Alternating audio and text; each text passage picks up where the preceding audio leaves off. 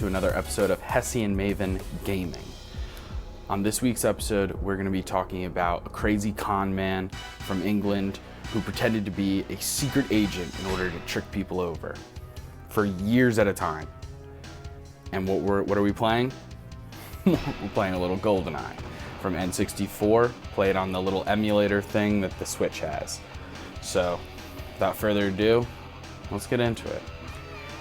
Now, first you need to understand what was going on in the 90s in England at that time. Starting a game.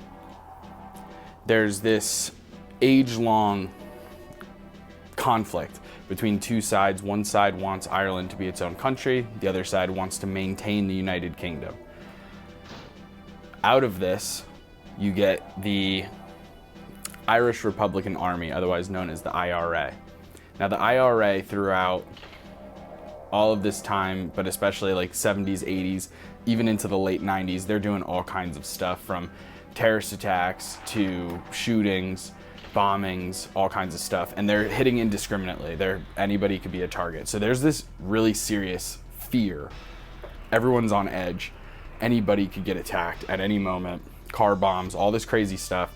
So that's kind of the vibe that we're dealing with in England at this time. And our story starts in 1993. So we got this agricultural college, right? And they have a student who gets arrested, who was found like guilty of like gun running for the,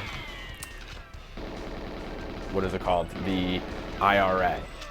They're doing illegal stuff like trading and smuggling guns and all this stuff. And all the students on campus are freaking out. They're like, oh my God, it could be anybody, you know? So eventually what happens is all the students are on edge. They have this feeling of it could be anybody. And there's one particular student who's feeling all of these things true to form, and that is John Atkinson, okay? John Atkinson is a student at this agricultural college, and he's feeling particularly scared and a little paranoid, and it could be anybody. And then he has this friend who's Irish who commits suicide suddenly, and he doesn't know why he did it. He doesn't know what the purpose was or anything like that, and he's feeling really bummed out and confused. So he goes to the local pub. At this pub, there's a bartender there named Rob. Now this guy, Rob, is sort of new to town, but he's been there for a few weeks, and he, is talking to John, who he's gotten to know because this is like the local pub kind of thing.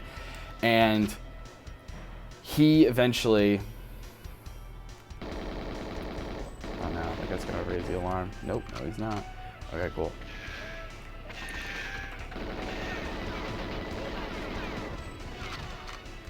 Sorry, let me get this guy. Boom, boom, boom, boom, boom. He is talking to Rob, and Rob's trying to, I guess, comfort him or whatever, right? But then he says something really strange. He's like, listen, you don't actually think that he killed himself. Like, he was probably killed by the IRA. He probably saw something he wasn't supposed to see. And John's like super confused and is like, what are you talking about? And then Rob starts talking about, hey, what do you need to make bombs? You need fertilizer and diesel. Where do you find those? On farms. So it stands to reason that this gun runner kid who got arrested wasn't working alone. In fact, there's probably a cell. There's probably all kinds of other people here who are actually also working for the IRA. And John is like, how do you know all this? Like, how do you know this? And he goes, Rob is like, I'm actually not who you think I am. I'm undercover and I work for the MI5. And you're like, what? And to put it in perspective, the MI5 is like the British version of the CIA. So he's super surprised, what the hell? And then he goes on to like recruit John. He's like, listen, I need an inside man at the college. You could tell me who has access to these materials and we can try and find out who the other terrorists are. Don't you want to help your country? Don't you want to catch these terrorists? And John's like, yeah, I do, I guess. So, okay. So he starts writing down license plate numbers and telling him names of suspicious people. And eventually he puts down the name of his own housemate, this guy, Jim. And it's not just him living at the house, it's Jim, and then there's also Maria, and then his girlfriend, Sarah, all live there. Now, the crazy part, facility. This is like one of my favorite maps or of anything. Like this stage just has so much nostalgia for me. Does anyone else remember playing Goldeneye? Like, does it hold up? Do you think it holds up? Have you played recently or anything? Like, put that down in the comments. I'd be really curious to see if people still like this game. So then Rob does this thing that he's gonna do a couple times where he's like, listen, my bosses, like higher ups at the MI5, they think that you're in grave danger. You gotta get out of there. So pretty much, John's like, okay, should we tell the girls like what's going on? And he's like, no, don't tell them what's going on. They could ruin the mission. They could get us hurt and everything like that. So instead, what we need to do is we need to lie to them. So he convinces John, because they got to get out of the house, right? And the idea is like, listen, I know it's a lie, I know it's bad, but you're saving their life. So he convinces John to tell this outrageous lie that he has cancer. Not only does he have cancer, terminal, stage 4, he's gonna die of cancer. So, pretty crazy, right? So naturally, Sarah and Maria are like, oh my God, like my friend or my boyfriend, like they're dying of cancer. Like, of course we will go with you and, you know, see the country, because he's got this bucket list, right? So the bucket list is where he's like, yeah, of course I'll go with you and we can go around the country and everything. So they leave and they start traveling around the country a little bit, and they're taking pictures and stuff, and Sarah notices that like Rob is always trying not to be in the picture. He's always offering to take the picture and stuff like that, but okay. So then 10 days in, Rob tells them the truth, right? And I'm using quotes because it's obviously not the truth, but you know, compared to the cancer thing, I guess, I don't know, better, I don't know. But he tells them the truth, that he's actually an MI5 agent and that they're in danger and that he can help them and everything like that. They can't go back to school, they can't call their parents because, again, the IRA is after them. That's the whole thing. That's why they're leaving. That's why they're on the run and everything, because the IRA is tracking them down, trying to follow them, and is going to kill them. So, naturally, what happens is, like, Sarah's like, what are you talking about? Like, you're crazy. Why should I believe that you're in the MI5? Like, what proof do you have? And his proof is essentially, like, for some reason, and they never explained this, at least I didn't see it anywhere, somehow Rob knows like a lot of information about Sarah's financial records. Like, he knows exactly how much money she has in the bank account. He knows all these different like family plots of land that she has all over the country and stuff like that. Like, he's able to be like, oh, don't you guys own this, da da da. And his whole argument is like, how would I know all this information if I didn't work for the government? So Sarah's like starting to believe him and is like, okay. So now,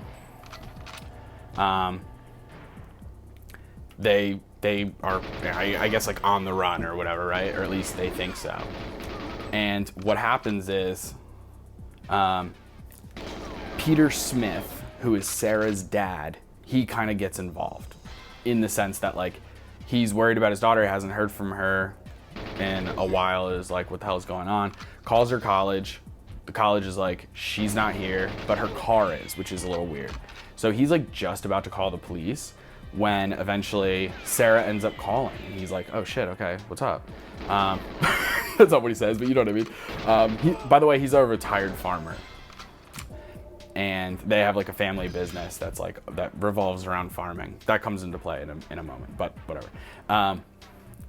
So she's like, listen, I'm gonna come over, I'm gonna talk about some things because some stuff's going on, we gotta talk to you about it. So they come over to Sarah's, like, what's it called? Family house where Peter lives. And when they do, they come at midnight, which is really strange, and Sarah's acting really weird and stuff like that. So then they end up telling Peter the big lie, right? The one that's like, oh yeah, so John's got terminal cancer, and obviously he doesn't have cancer to begin with, let alone stage 4. So like, it doesn't look great, or rather he looks great, I guess, is technically, but the lie doesn't look great. So then he's like, doesn't know what to do. Peter's like, are you really sick? And he starts shaking. Rob's like, listen, we're gonna be 2 weeks, no worries, they'll be back at school. So they end up leaving, and Peter regrets letting them go, but he did. So now, of course, they don't return after 2 weeks. Several weeks go by after that 2-week period. So now Peter's getting a little nervous. He starts tracking her credit card and stuff like that. Normally she's really frugal and she spends her money really wisely. Now she's not only traveling all over the country, she's getting hotels, she's getting designer men's clothing and stuff like that. Really weird. So he's like, okay, this isn't good. But then Sarah calls again after this time. And when Sarah calls this particular time, she's like, listen, I am no longer interested in farming. I'm going to postpone my graduation an entire year. And also, I got this job offering at an insurance company, and it pays $25,000 a year, and it's like a training position, blah, blah, blah. And he thinks that's a little weird. That sounds really strange. Doesn't sound like her. So he ends up just calling the insurance company and being like, hey, do you offer this job and blah, blah, blah. And they're like, no, we don't. And if we did, we wouldn't pay that much. So he's like, oh shit, Sarah's lying. And like, Sarah doesn't lie to them. Like, I know all kids lie to their parents at some point, but like, Sarah doesn't lie to him very often. So it's like really strange. And it's just raising more and more red flags. But, oh God, dude, that gun hit me hard. It like pushed me to the side. 6 months go by. Peter ends up calling the police, but Sarah's an adult. There's nothing that the police can really do. So Peter has to do it on his own. So he's tracking all the credit card purchases. He's like calling every single place that they've ever stayed at, being like, hey, my daughter's missing. I'm looking for it, da-da-da. And Rob finds out that this is happening and he's pissed. So he starts moving them to, he always refers to it as safe houses because he's got to keep the lie going, right? So he moves them to a safe house. He's pissed off that she's being tracked by Peter. And then like Sarah's spotted coming out of a house. So Peter goes to the house. He actually ends up breaking in. He says like, listen, you have to bend the law when you're trying to find things out sometimes. So he actually ends up breaking into this house at night and everything. Like he's all stealthy, like pulled up with no headlights on and everything. And what's it called? He doesn't find anything except for some belongings that belong to Sarah and John. And it looks like they left in a rush. So a little worrying. And then he finds a scrap of paper that has a script on it. And what does the script say? I'll give you a little time to think. That's right. It says, hey, I'd love hey, I just got a job at an insurance company and it pays this much and it's a training job and da-da-da-da. Like exactly what Sarah said. So now he's like, oh no, this isn't good, you know? And so now he's like, this is it. Like she's being tricked. Like, oh no. Meanwhile, Sarah and the whole crew are brought to another safe house. This time, shoot that guy right in the freaking head. Is he still alive? No, he's dead. They're brought to another safe house, and Sarah's forced to change her appearance since her dad's tracking her. Cuts her hair super, super short, dyes it like peroxide blonde. And they're like, Rob is telling him like, listen, you can't use your real names anymore. No names, no phone calls, no phones.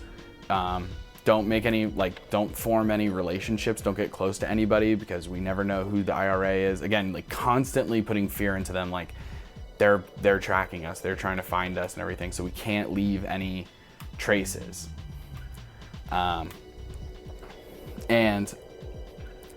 fast forward a little bit, it's been like a full year. So like 12 months now, Sarah has been missing and like on the run sort of with Rob and John and Maria. So now, as crazy as that is, Peter finally gives a call to John's parents and is like, hey, have you heard from John? Like, what's the deal? What's going on? Da-da-da. And John's parents apparently have been told the whole IRA MI5 thing. So like, they're like, yeah, they're on the run from the IRA. They couldn't tell anybody to keep them safe. Like literally like buying into the whole thing. Oh God, this aimer, man, I'll tell you what. Who the hell? Get the fuck out of here, buddy. Okay. So John's parents are like, yeah, and we've had to send them money to help with their protection, right? If red flags haven't been skyrocketing by this point, now you really know, like, oh shit. And this is exactly what happens to Peter too. He's like, it's the money, right? So, but unfortunately, he's having no luck finding her. He cannot track her down to a solid location that he can go to or tell the police. He's also looking for evidence against Rob so that the police can get involved and that it's not just like one adult agreeing to hang out with another adult, which you can't stop, right? But Rob tells Sarah at this time, listen, I can get you a new identity and we can get you, safe and everything with this new a new identity with all the, passports and all this different important stuff. But here's the thing, it is going to cost money. So we gotta get money somehow. This camera already sees me, obviously. But here's the thing,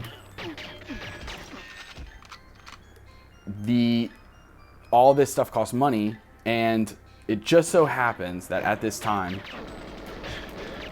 Sarah has an inheritance for 200,000 pounds. So that's, oh, interesting, right? Like, of course she does.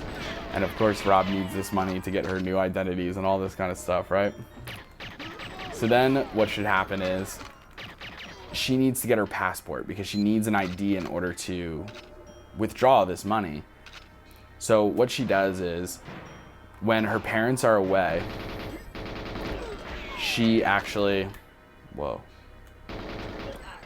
when her parents are away, she goes to the house and like a freaking little thief, she sneaks in, avoids the housekeeper and everything, and she goes to the safe to get her passport.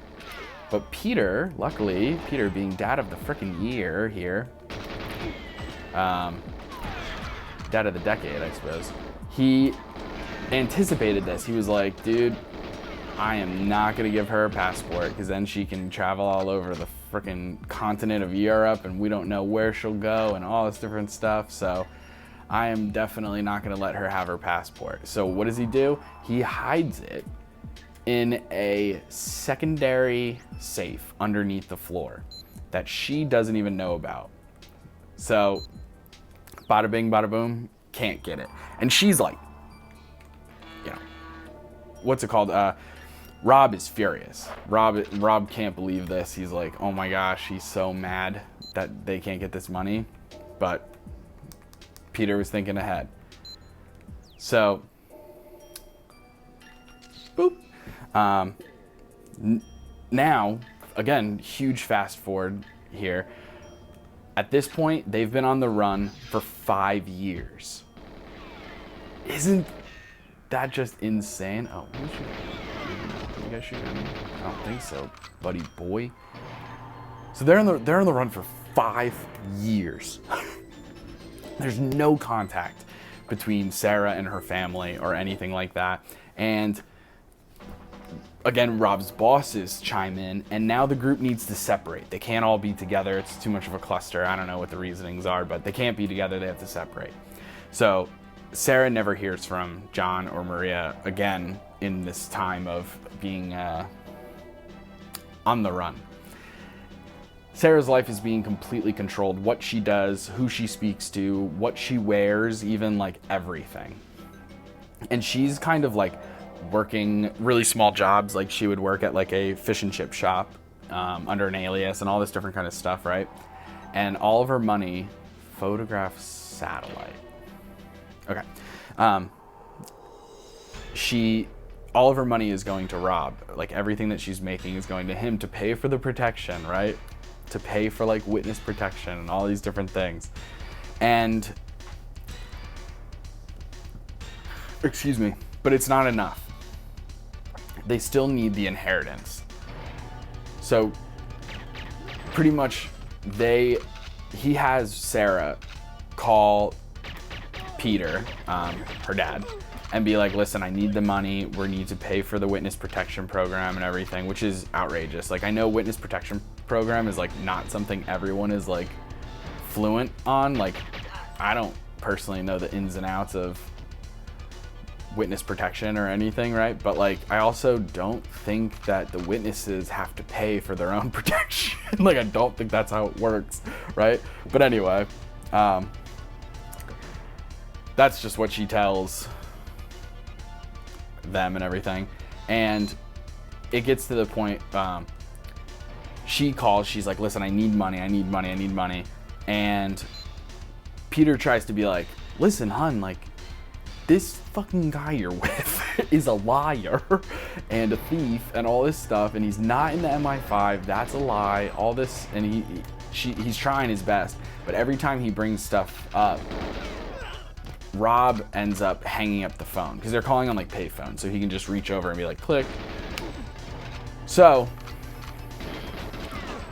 after that, he would have her call back, and then if he starts talking, hang up, call back, hang up, call back, hang up, over and over and over.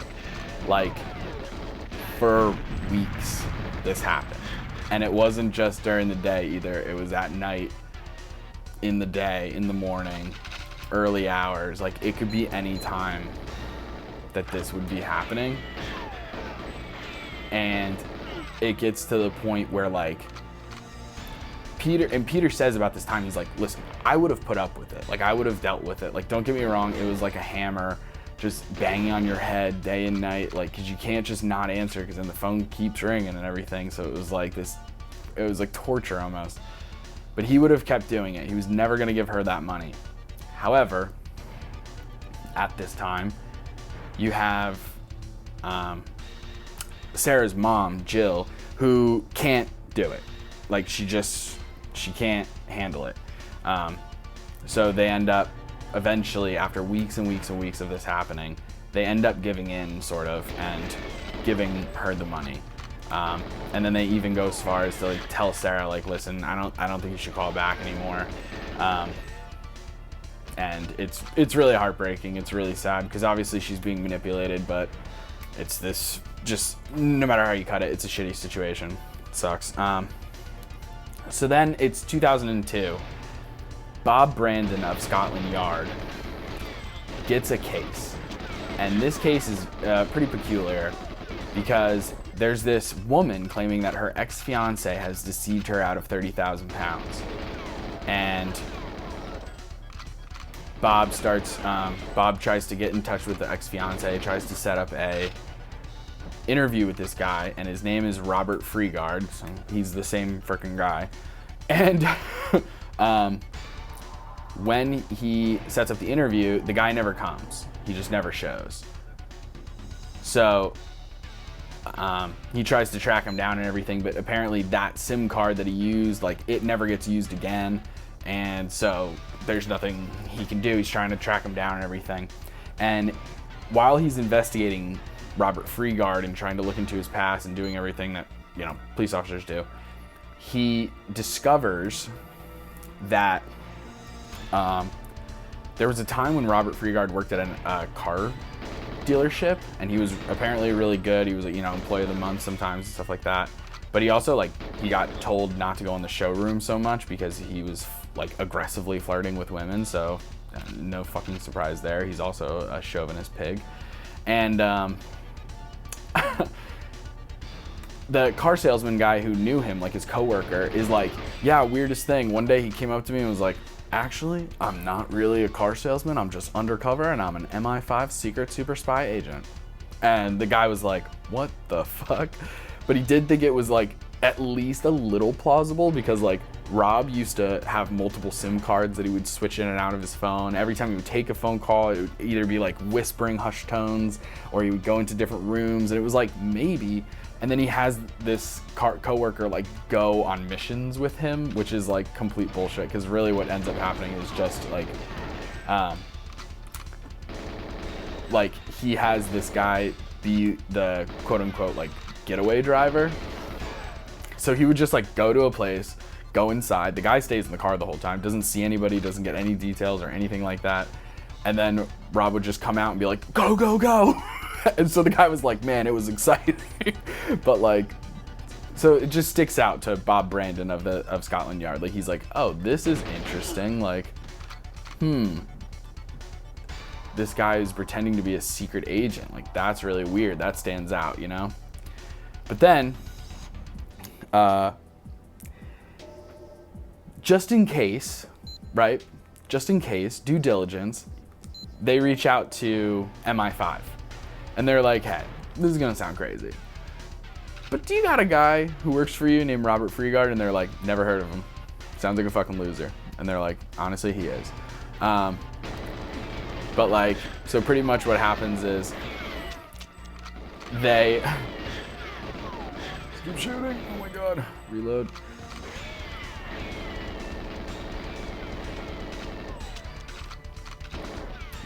Bitch, you're not gonna get away from me. No.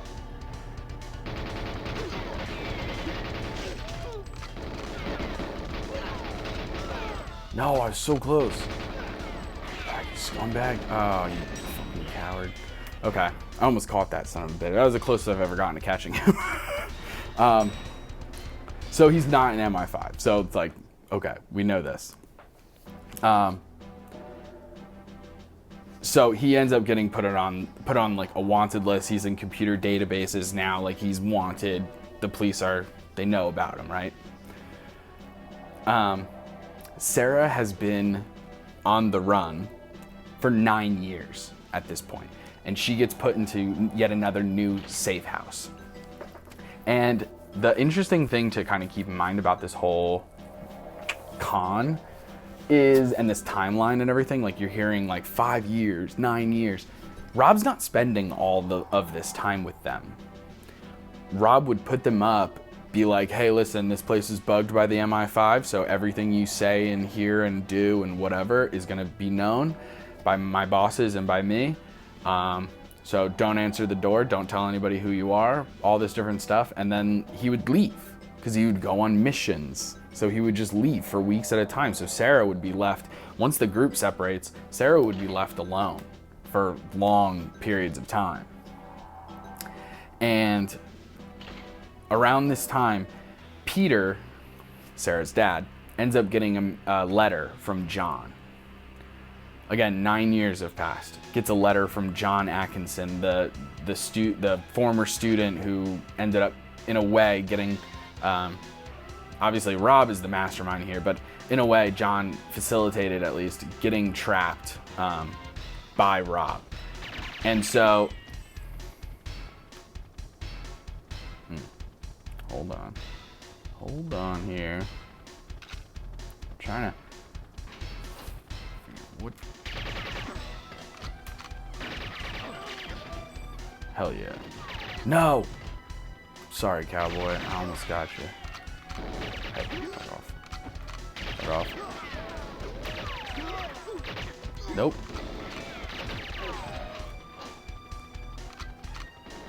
Oh, man. I'm trying to save these hostages, man. Sometimes you gotta get to them, like, fast. Because they start hearing the gunfire. I don't know what the point of, like, making the sound... It sounds like it's silenced, right? Like, the weapon. So you probably would think, like... Oh, man, we're good. No, we're not good. We're not good at all. But anyway. Okay, we don't need to go that way. Let's go this way.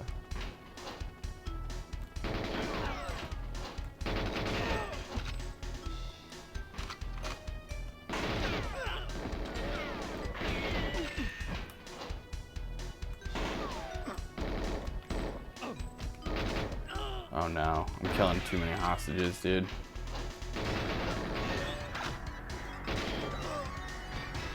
Trying to get him. So this letter from John, right? Pretty much what it says is, here's the full story. I'm so sorry. I was duped and everything like that. He talks about how, like, for him, like, he was allowed to every once in a while go back to his family farm, and as he was doing that, it was like, you know, he found out pretty much, like, the more time he was spending there, the more time he was like, wow, like, if people are supposedly, like, out to get me, they know where I'm at, my family farm. Like, they should know where I'm at, and no one's coming to get me. Like, oh, this is weird. And then it kind of turns into like, oh, no one's coming to get me. So then eventually, like, doubt wins over. And it's like one of those things, I guess I kind of compare it to, like, when you're in like an emotionally abusive relationship and your friends and family are like, you got to get out of there, man. And you're like, you don't understand, I love her. Like, it's not as bad as you think. And the good times outweigh the bad times. And you're like completely freaking brainwashed. And then when you end up leaving them because it is a terrible situation, you get to a point where after the fact you can kind of look back and be like, what the hell was I thinking? Like, this is crazy. I cannot believe that I put up with all this behavior and like being treated like this and all this different stuff, right? Like, that's how it feels like, at least. So it's very similar. So John and his family end up paying Rob like 400,000 pounds over the course of several years and stuff like that. So it gets crazy. But unfortunately, John doesn't know where Sarah is, so he can't help in that regard. All he can do is say he's sorry and explain that the whole situation has to do with like money, and there's not a ton else he can do. Hold on, let me see if there's another thing to do. Is there like another door back here? No. Okay. I gotta find this fucking helicopter. Is it upstairs? Did I take a wrong turn? I thought it was on the lowest floor. Oh, shoot. Here it is. Yeah, this is it. Okay. Bingo, bango. In there. Get my tracker thing. Beautiful.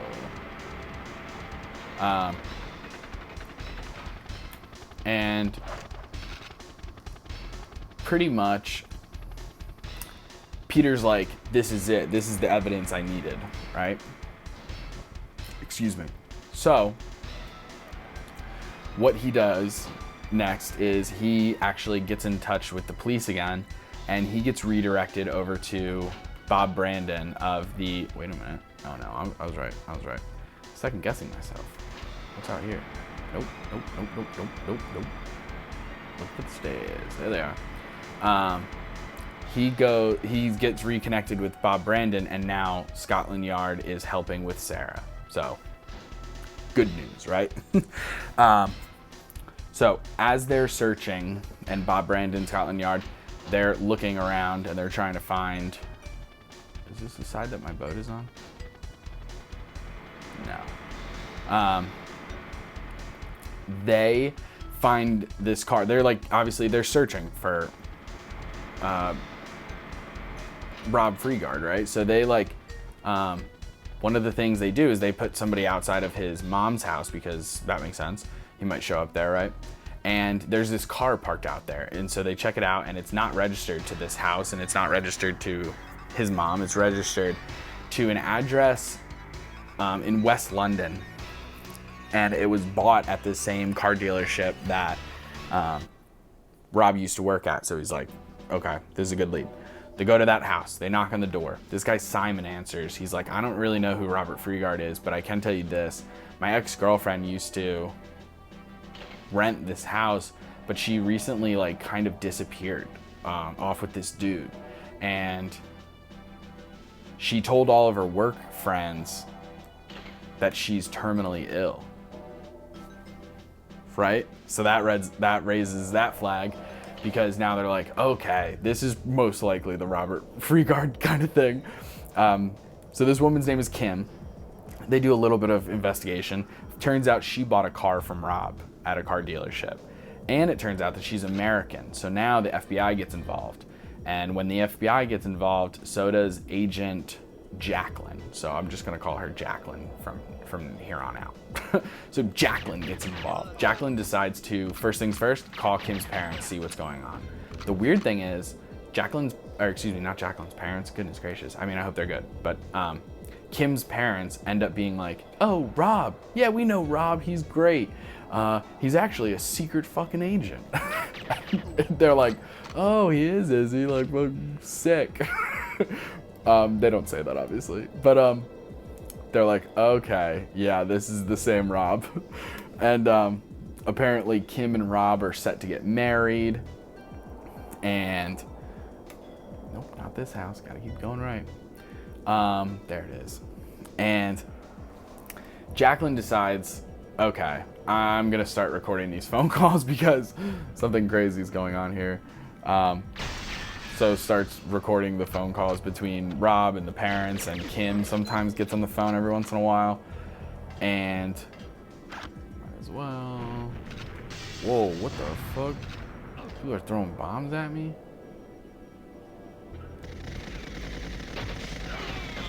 Take you down to Clown Town, baby. Now, which way do I want to go? This way? Because I think it's off that direction. Oh, there it is. The cool fog from the 90s of these type of video games. The distance, where like the distance is like unseeable until you get close. Man, it's nostalgic. I love it. All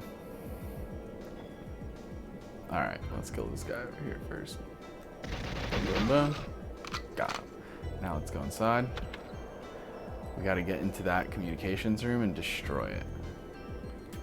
It's also funny that they reused maps like this. Like, this is literally the exact same map as the earlier one, except it's nighttime, I guess.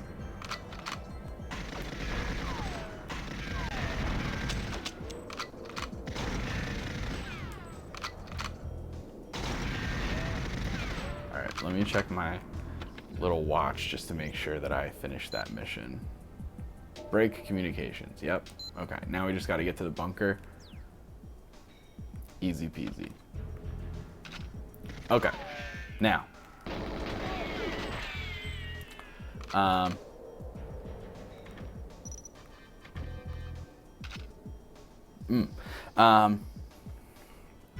Around this time, Sarah is brought to another safe house, constantly moving her. But this time she has Rob puts like a bag over her head, so she doesn't know, she's not allowed to know where she is. And when they get there, he puts her inside of a bathroom and says, listen, you can't make any noises. You can't come out. I'm gonna lock you in here, but I'll be back, and leaves. So now she's in this bathroom. She's like feeling such intense hunger that she's in constant pain. She even says that she feels suicidal during this moment of her life, but she had no way to follow through. So that's fucking sad. Days and days go by, and Rob finally returns and asks her to be his girlfriend. And you have to keep in mind that it's been 9 years of manipulation and isolation and all these different things. So she says yes, but keep in mind also, she's like, listen, I would have done almost anything to be treated even a little better. So what are you gonna do? This just kind of shows you the true depravity of this guy. Like, he's like, I don't know, for some reason it takes it to another level for me, where it's like he's conning them, he's isolating them from their families, he's getting all this money from them, and then he's also like tricking them into sex, which for me makes it worse. It was already bad, but this makes it worse. So back to Bob and Jacqueline trying to find Robert Freegard. They eventually, oh, real quick break. See how it says escape with Natalia over here by B? I hate Natalia. She's a dame, don't get me wrong. She's a good looking lady. I hate her. I hate missions with her because it's like, it's just hard to not let her get killed and then you fail the mission, you have to start over, so it's just really annoying. But yeah, we'll see what happens, because she'll stand right between you and bad guys and you're like, you can't shoot because you will kill her. So it's just like so frustrating. But anyway, so Jacqueline is trying to have Kim's parents constantly call Rob, trying to get in touch with him and stuff like that. And finally, after weeks, he answers. And we find out that, this is insane, we find out that Rob is helping Kim become a spy and is helping to put her through spy school. And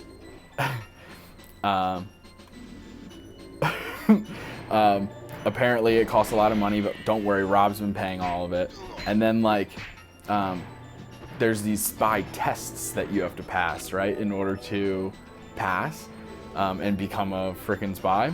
And essentially what happens is Kim unfortunately has failed the past 2 tests, so she has to take it a 3rd time, and that costs thousands of pounds. So here's what we have to do. We have to have the parents chip in. We need, oh, look at this.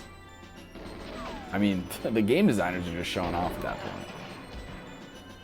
Bitch, see what I mean? You're standing right in the freaking way. Thank you. Some ammo. A lot of people are gonna come in, so just bear with me during this moment. So he starts asking for money, which is his MO, right? Like, he's literally a con man, so of course. And it's just crazy that like the reason he needs the money is to pay for a test, the way that you pay for like SATs and stuff.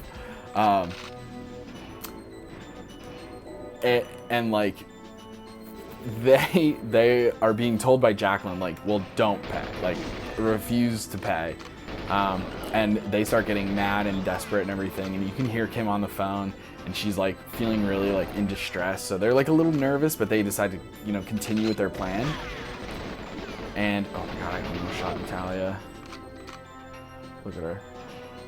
God, she looks like Molly Ringwald, if Molly Ringwald was one half of Sloth from the Goonies. Yeah, baby. Yeah, she's funny.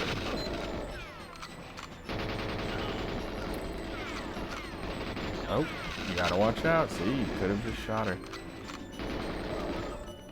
Whoa, keep going this way. Oh god, bunch of dudes right here.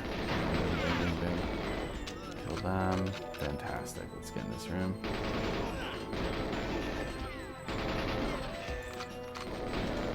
Boom, we're gonna get this body armor. Dude, we're making great time though. See, here's the thing. Now she's over here. Bad guy's over here. You just need to always make sure. Did you see that little side hop? Man, these guys are gymnasts, I tell you. Natalia, you already said that. I know we should go to the frickin' control room. God, she's so boring. Can't stand her.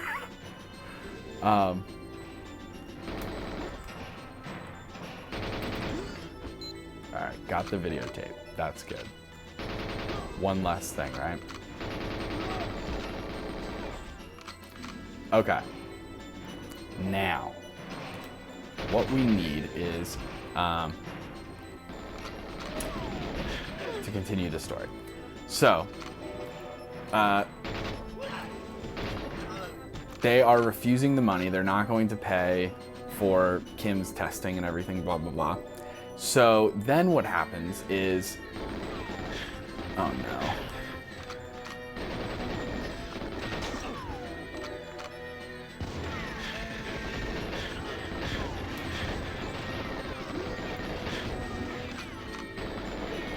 So then what happens is, they completely flip the script. They as in like Kim and Rob, because then they eventually call back and they're like, listen, we went to a mechanic in France and, oh no, I'm gonna die. Damn, I'm getting shot from both ends. This is not good, gang. I gotta climb up here and see if there's a thing of body armor. There's not, just another guy, little boy. This is not good. I only have 30 seconds. I gotta get out of here, dude. I can't be putting up with these guys. Oh no. Oh no, just go, just go. Run, run, run, here we go. No frickin' way. Oh my God, that was close. Okay. They're like, listen, we went to this mechanic in France and they took our passport because we couldn't pay the bill. So they have our passport and we need you to send us money so that we can get our passport back. And Kim's mom is like, that's illegal. They definitely can't do that, because Jacqueline would know. I mean, if Kim's mom doesn't know, or common sense, then like, you know, Jacqueline's there being like, they can't do that. So she's like, honey, that's illegal. They can't do that. Or she's like, go to the embassy, like go to the American embassy. That's what they're for. And they're like, Mom, you don't know the rules in France, and that's not what the embassy's gonna do. They don't care about that, blah, blah, blah, blah. So it's just like ridiculous. Oh, pay attention to this map. It is polygonal masterpiece. It is so fun. So again, refuses to pay. But during all this time, they're hoping that they can use the calls and do all this stuff to track them down, but they can't. They're having trouble. So they're like, listen, if we can't find Rob, then we'll have to bring Rob to us. So instead, they're like, okay, we're gonna have to set up like a little trap. We're gonna have to do a little sneaky sneak. Here's what we'll do. We will have Kim's mom agree to meet Rob in London and give him $10,000. And like, that'll be the deal. Like, I'll meet you in person in the airport. I'll give you $10,000, and I get to see my daughter. Great, you know, win-win.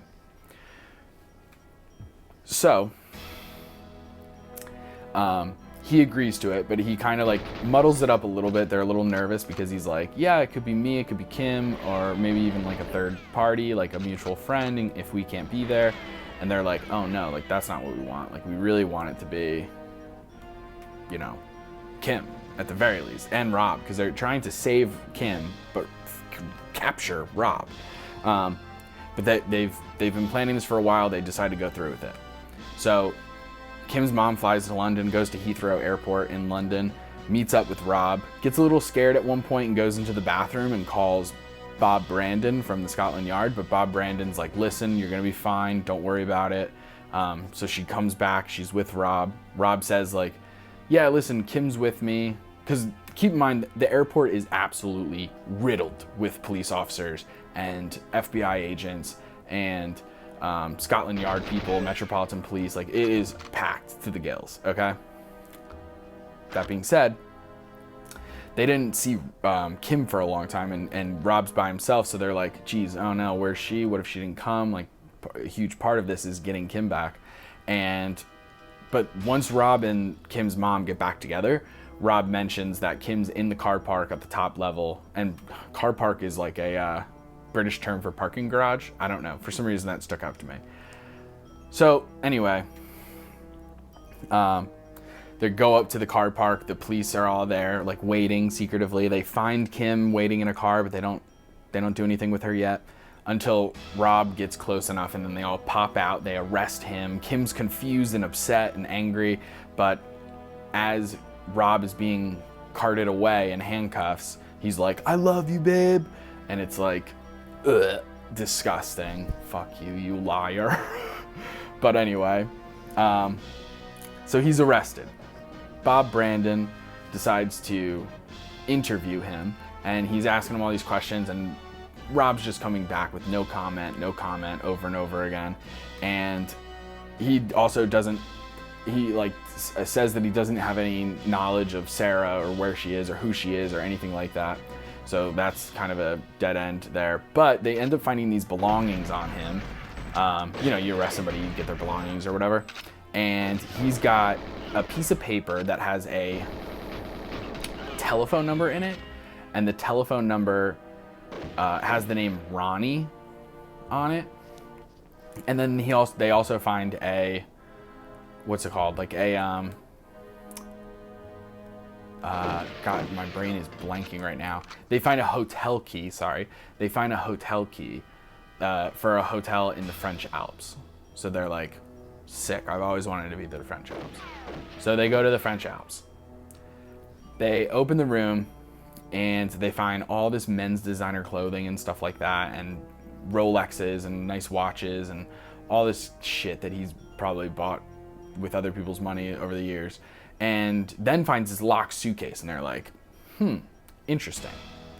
So they open that up, and wouldn't you know it, it's absolutely jam-packed full of different women's IDs, passports, paperwork, like all this different incriminating evidence and stuff like that.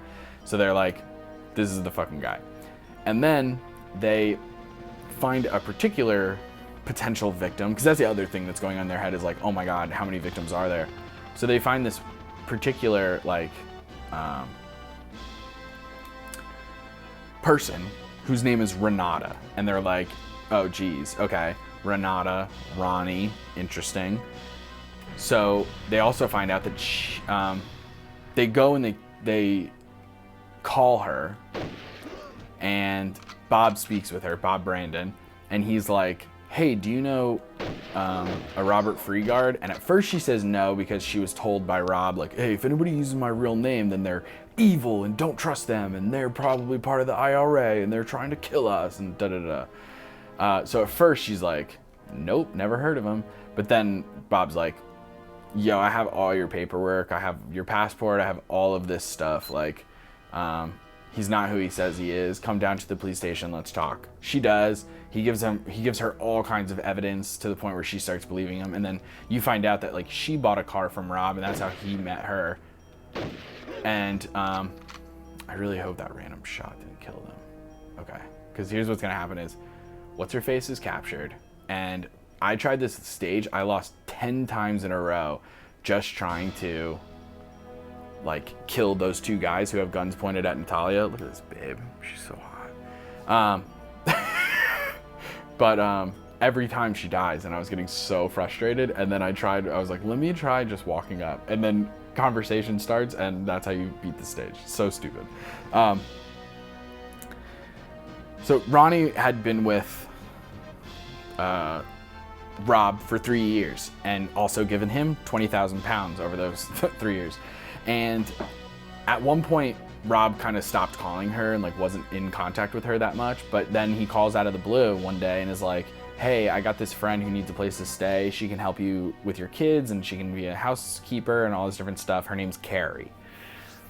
And Carrie has no ID, has no car. She doesn't like being in pictures or anything like that. Like, she's very apprehensive to be in pictures. But Renata has this one photo of her and shows the photo to Bob, and Bob's like, I'm pretty sure that that's Sarah. So they go to Renata's house, and Carrie answers the door, and Bob's like, hello, Sarah.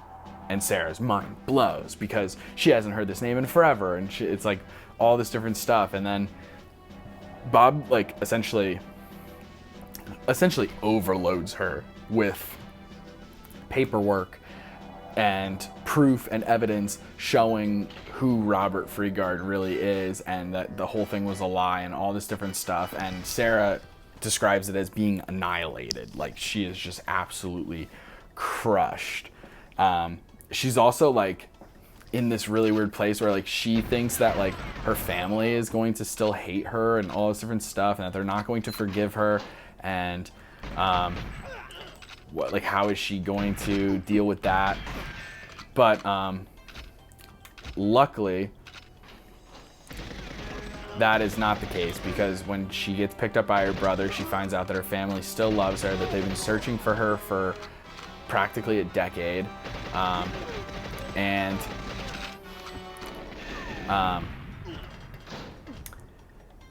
they forgive her. They just want her back. They're just relieved to have her back, and she's relieved that it's over, even though 10 years of your life has been a lie and has been wasted, thinking that you need to be on the run and you didn't, and you tricked your own family into getting this money, and it's just absolutely heartbreaking situation. It's so rough. So yeah, very sad, but I guess like for a brief moment, happy ending, I guess, except it's not the ending, because now we're going to trial. Now they in the preparing for the trial, they do like some investigations and stuff like that, and they discover, oh my god, bombs are going off, guys. They're doing some investigations. They find all these other victims. One woman was like starved and made to live on the streets. There's another person who was with him for 5 or 6 years on and off. And then remember Maria from the very beginning? Like, she was one of the girls who was with Sarah and John. She was with him for 9 years and had two of his kids. So the whole story is freaking bonkers. So you have all these victims and stuff like that, but the victims end up becoming witnesses to testify against Rob. And I believe that trial happens June 2005. That trial starts. And in September of 2005, jeez Louise, where is everybody freaking coming from?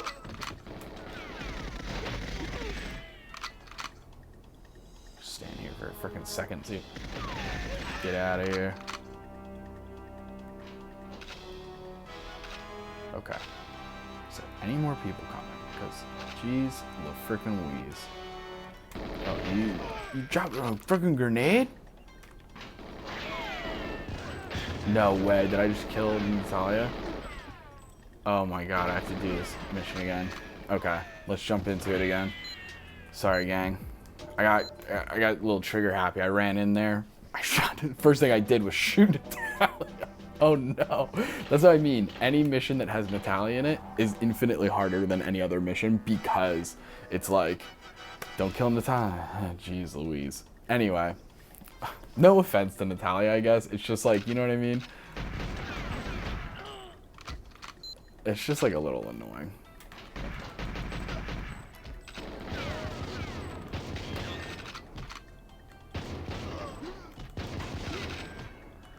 Okay.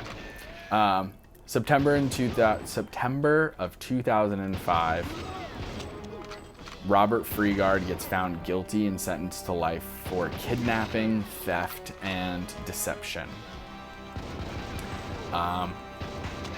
Happy day, right? Wrong. Absolutely wrong. Because what ends up happening next is April of 2007, Robert and his legal team go to the Court of Appeals to appeal the fact that like the kidnapping charges shouldn't stick, because it completely by like one of those stupid legal technicalities, the same way that like Bill Cosby got his charges dropped on a stupid technicality, even though Bill Cosby is like a rapist. Just like that, Robert Freegard is a kidnapper. But because it was something about not using like physical force to do it and stuff like that, and the fact that he claimed that like, oh listen, my my so-called victims could have left at any time, So therefore, black guys, what are you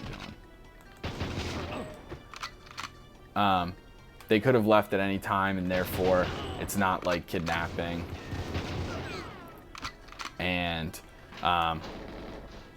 it works, unfortunately, because in May of 2009, Jesus, what is with the bombs? Why do these cardboard boxes explode? What are you guys getting from Amazon? Like, whatever it is, I don't think it's kosher. Anyway, whoa, buddy, get out of here. I know that there's gonna be a ton of people. Yeah, these guys are coming up the stairs. Let's just go meet them. I know I'm getting shot from the back.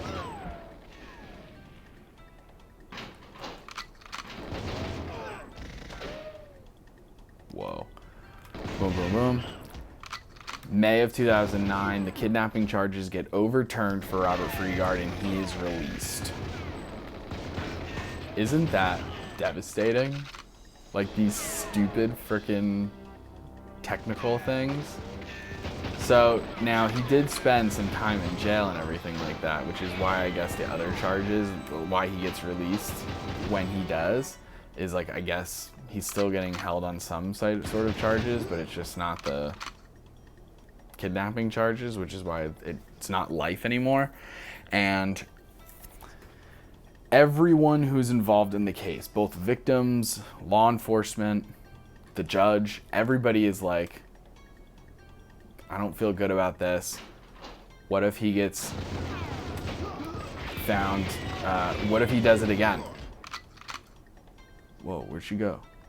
Okay, hold on. I gotta chase her down. Where are you going, babe? Babe, where are you going? What are you doing? What are you doing? What? Why are you up here, dude? We need to talk to... Yeah, well, you ran into a freaking roof. Like, can we leave this place, please? Can you follow me and we can go downstairs? Are you following me? Babe, come on. Okay. You following me? Okay. Now. So everyone's like, man, I wonder if he's gonna do it again. I bet he will. And sure enough, he absolutely fucking does. He changes his thing. I mean, I think that he changes his MO slightly. I would be very curious. It kind of feels like he actually might be doing almost something very similar. Maybe it's not MI5, maybe it's hey, I'm 007 now. I don't know. But he pretty much is doing the exact same thing. Because where'd she go? Where'd she go? Okay, she is following me. Okay. I do think I went the wrong way. But I'm glad she's still following me. The one time she ran away and I literally just started the whole game over. Not, you know, the whole stage over, because I really didn't know, like, where she went. I didn't know that she went up into the roof. I didn't even know that that was an option, to be fair. But, sweetheart, you following me? Come on. Come on. Come this way. You coming? Okay, here we go. Now. I hate her so much. In comes Sandra Clifton. Now, Sandra Clifton is a single mom. She's got her ex-husband, Mark, and she has 2 kids, Jake and Sophie. In 2011, she meets David. David, right? It's Rob. It's Rob. So, meets David, and he's like treating her really well. He loves expensive things. He buys her a car, and they barely even have been together for that long. But at the time, even though it's like, oh, that's kind of weird, they're like, you know what? But it's my mom, and I love that she's getting, I love that she's being treated well. So no one really thinks anything of it. But then there's like some weird red flags that start to pop up that like they at the time are like, yeah, they're red flags, but they're not like the weirdest thing in the universe, and it's like they don't really stick out until they do, you know? So like, for example, they go on this trip to Spain. They go on what the British people call holiday, aka vacation. And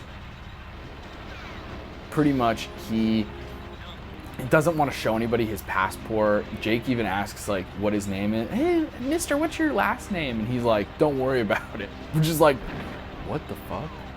Like, why not?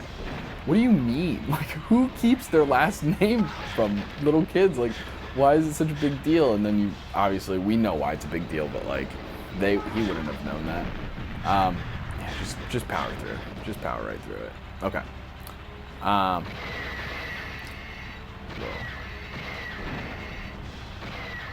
My whole way of getting through this stage is just, often you just go to the right. Because it's like this weird maze, which is really annoying. But pretty much you just go to the right. Just go to the right, keep going to the right. Blow up these fucking mines. Okay. Yeah, you just keep going to the right. It's not that hard. And run over that guy. And then I'm gonna throw a bomb at me. I'm gonna throw a fucking bomb at me. Whoa, whoa, whoa, whoa, whoa. Come on. We're going. Now we're moving.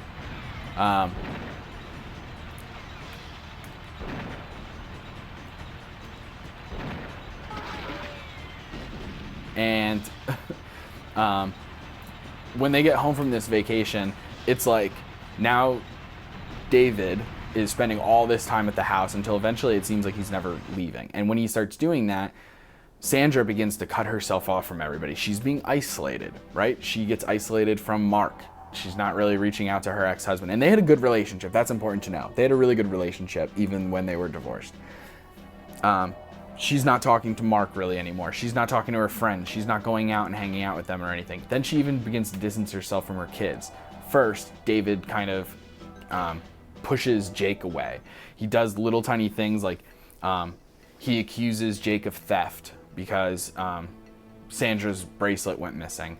He has Jake gets new shoes for school, and he nails in like metal bottoms to the heels, like a little metal thing to the heels that makes him kind of like click clack in school. And like he's like a middle school, high school kid. Like he's getting absolutely ridiculed at school. He's getting bullied and made fun of and stuff like that. And it's like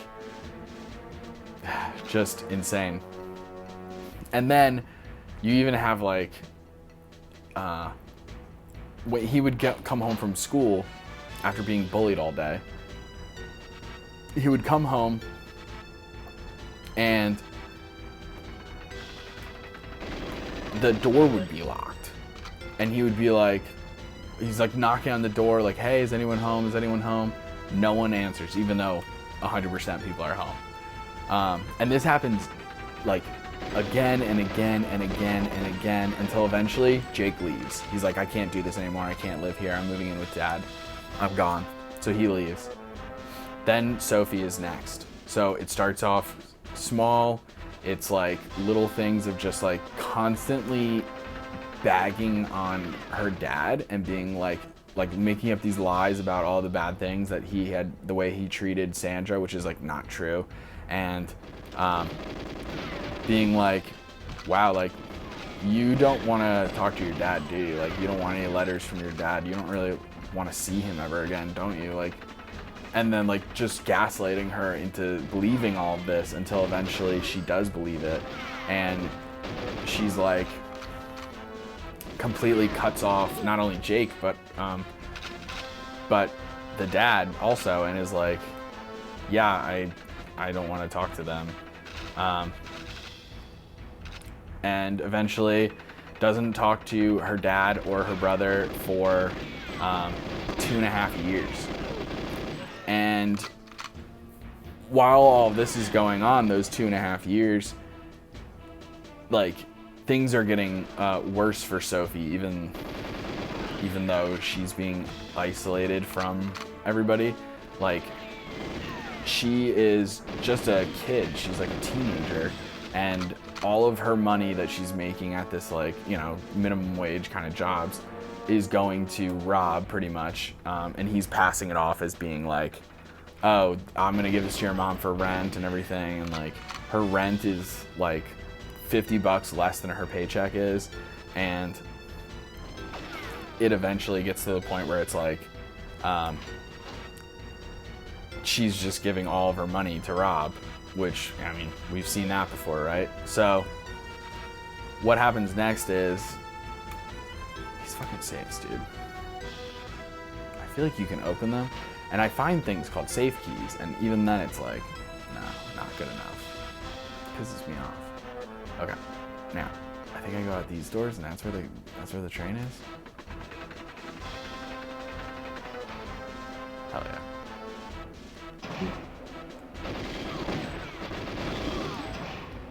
Okay, cool. Then one day, David never picks up Sophie from work, leaves this kid alone, and she ends up sleeping at her place of work, which is insane, right? So the next day she's like, what the fuck? You can't do that. And then Sophie ends up leaving, and she lives alone for a year, but then she ends up moving in with her dad, and now, you know, a small family reunion. So they are back together, Mark, Jake, and Sophie.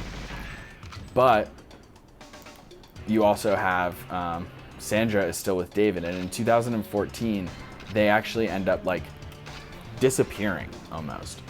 And Mark still has to like pay for the house and everything, so like he ends up trying to sell the house. So he goes over there to like set it up to be sold after a while of them just like ditching the place and leaving. And God, I suck at the aiming. I gotta change the inverted. I'm sure that there's a way to do that, and I just don't do it. Ooh, boy. Reload. Oh my God, why do all the boxes explode? It's so frustrating. Wish that weren't the case. I'm gonna die. No, fire. Okay. Whoa. The explosions are really what's doing me in.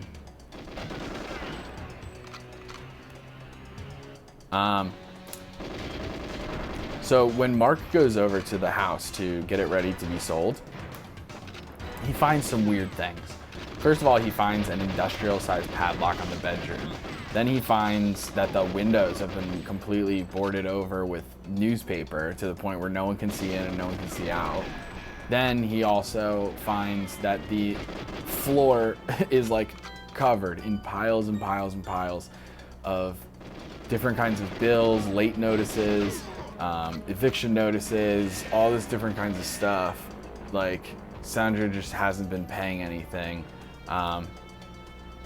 And Rob, Mr. Rich Guy who likes expensive things, or David, whatever, he apparently hasn't been paying anything either, and is apparently a huge fucking fake. So they're like, geez Louise, what the hell? And so one of the interesting things that they find is also a million like car payments that haven't been paid, because that car that David bought for Sandra, oh yeah, that actually is being financed in Sandra's name. So she's paying for her own gift, which is fucking bananas. How do you think that someone, oh, he bought me a car, I'm just financing, he gives me my financing. Like, what are you talking about? Crazy. Anyway. So then he starts doing a little bit of research. Starts researching. And what I mean by that is that he Googles. Because anytime I hear somebody over the age of like 50 claiming that they do research, I'm like, cool, so you do you Google things. Like, gotcha. Because that's really what we're talking about here. And that, sure enough, is the case here. But he Googles David Hendy Conman. And what he ends up finding is, you know what I really need? I need some freaking body armor. I'm gonna go back and see if there's any body armor in like any of these like other rooms. That door's locked, of course it is. What about that door? Body armor? No. That door? No. Ooh, ooh, ooh. Whoa, hold on. No body armor? Come on.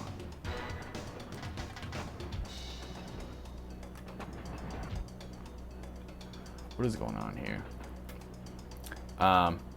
And all these articles start popping up saying who Robert Freegard is, and he, you know, the puppet master is what the news was calling him at the time, and all this crazy stuff. Coming back to the trial, you know?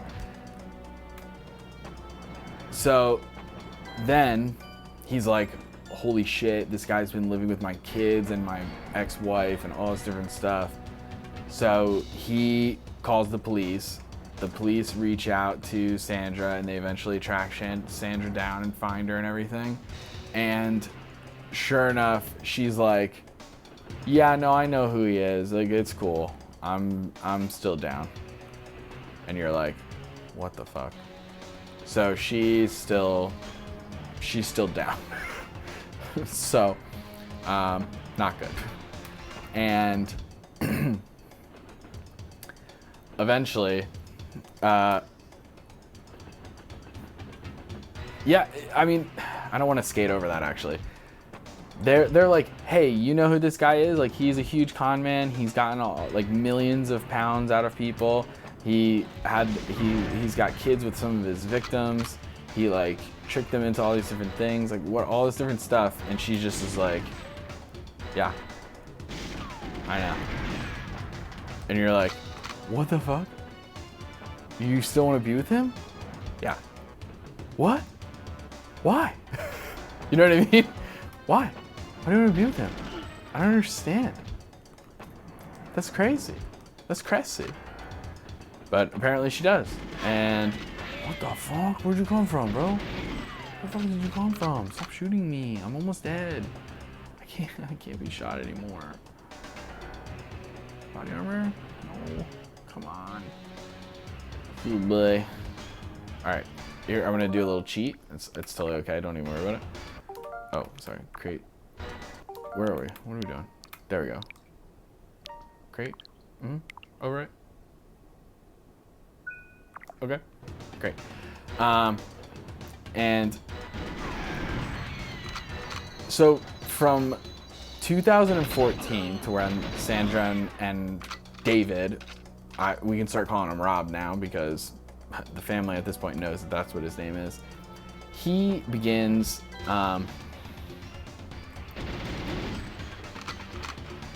what's it called? Alright,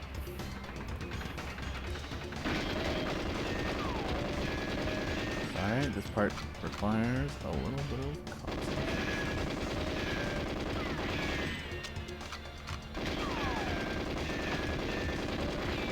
Maybe.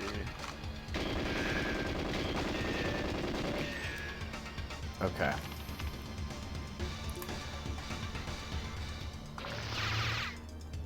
Oh my god, this is so hard.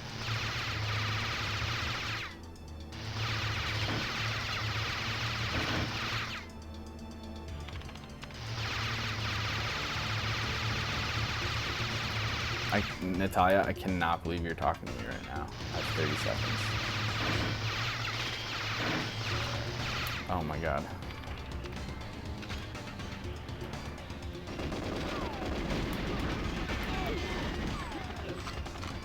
Sick. Let's get out of here. Okay. Wow, that was a close one. Okay. From 2014 to today, she has almost never seen her kids. She saw them once in like 2020 during COVID, when she brought Jake to court because he was trying to hold on to her parents' house because they had passed away. She missed both of those funerals, by the way, even though she was an only child and super close to her family. So what's going on? And she sues her son in order to get the house. And now it turns out that it's more likely that Rob is living at that house, because where is she? Well, in 2022, the Daily Mail tracks her down to France. So she's in France, and she ends up, every single time neighbors come up to her, because she's got no ID, no card, no one comes to visit her except for a dark-haired man.